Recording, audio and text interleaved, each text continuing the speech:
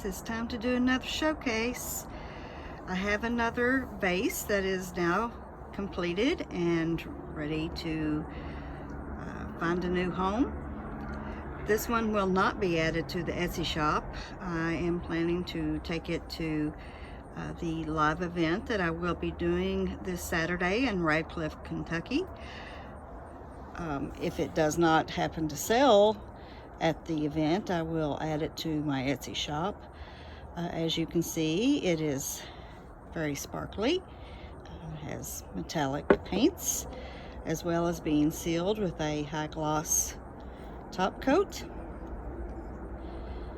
This one is a cute one. It's small, would be perfect for a bud vase or just for decoration.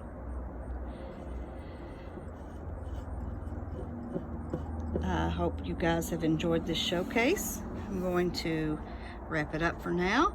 I plan to do a paint party this week, hopefully. I'm trying to prepare for the show, but still would like to do that, so I'll be looking for that to be posted on my channel soon. Until then, enjoy the rest of your day. Bye-bye.